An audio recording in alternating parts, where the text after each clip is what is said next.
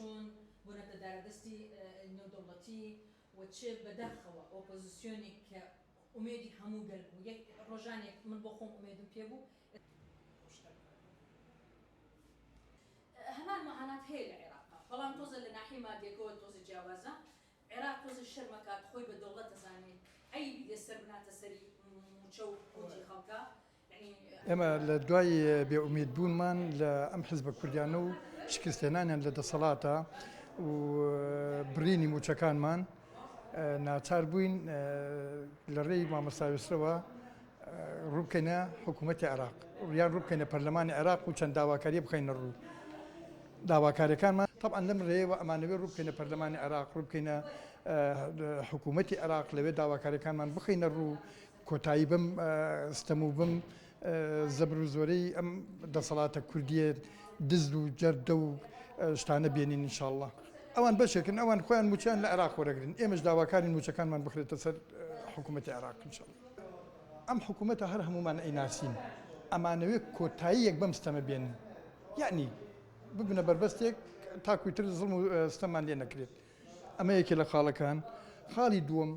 قوتی مناڵەکانمان دزراوە چەندین ساڵە هەشت ساڵە حەوت ساڵە بە بەردەوامی موچەکانمان ئەبڕن ئەم کوردستانە دەوڵەمەندە زۆر دەوڵەمەندە بە هەموو سەروەتێک هەموو سەروەت و سامانێکی تیا دەسەکەوێ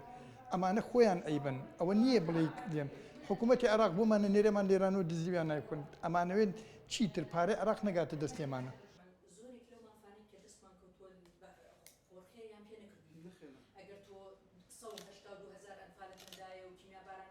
ئەمڕۆ بە خوشحاڵیەوە کە وەکو چۆن پێشووتر لە سەنگەری مامۆسایان بوومە و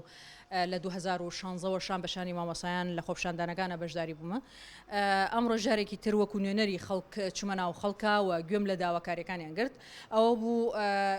کۆمەڵێک دەستەی مامۆسایان کە نوێنەرایەتی مامۆسایانی دەڤەری گەرمیانەکەن هاتنە نووسنگەکەم لێرە بۆ ئەوەی یادداشتنامەیەکمان تەسلیم بکەن بۆی ئەم دەنگی ئەوان بگەێنە بەڕێز مستەفا کاظمی کە سەرۆکی ئەنجومەنی وەزیرانی عێراقا و هەروەها جگەلەوەشە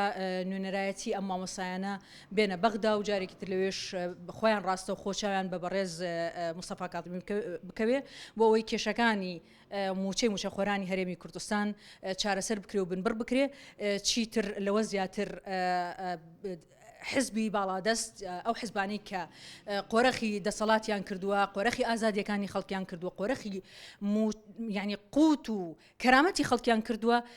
جارێکی تر ئیتر لەوە زیاتر یعنی تەلاعوب یاری بە داهات و یاری بە کەرامەتی خەڵک نەکەن لەوێنە عێراق وەکو دەوڵەتێک تعامل لەگەڵ هاوڵاتیانی خۆی بکات لە هەرێمی کوردستاندا چونکە بە پێی دەستوری عێراقدا هەموو هاوڵاتیەکی عێراقی کۆمەڵێک ماف و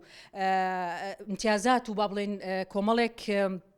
ئەرکی لەسەر شانە هەروەها هاوڵاتی هەرێمی کوردستان ژارێکی تر بۆ خۆی کە هەرێمی کوردستان بەشێکە لە عێراق ئەو مافانەی بەرئەکەوێ بۆیە پێویستە کات عێراق بەپێی ئەو مافانە کە لە دەستور ئەزامن کراوە بێتە دەم هاوڵاتیانی هەرێمی کوردستان و لە چوارچێوەی دەستور و ئەو سەلاحیەتانی کە بۆ حکوومەتی اتحادی فراهەم کراوە لە دەستوردا و ئەو سەلاحیەتە هاوبەشانی لە بینی هەرێمی کوردستان و حکوومەتی اتحادیدایە پێویستەکە بەو شێوەیە تعاملکە پێوتری ئەدەواتی قانونی ئەدەواتی دستوری هەر کێشەیەکی هەیە لەگەڵ حکوومەتی هەرێمی کوردستانە لە ڕێگەی دەستور و یاسادا چارەسەری بکە نەکو خەڵکی هەرێمی کوردستان باجەکەی بدە.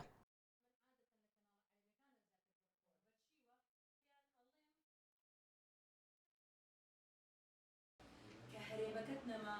معارەزی باوەڕکە خەڵکی بیستووە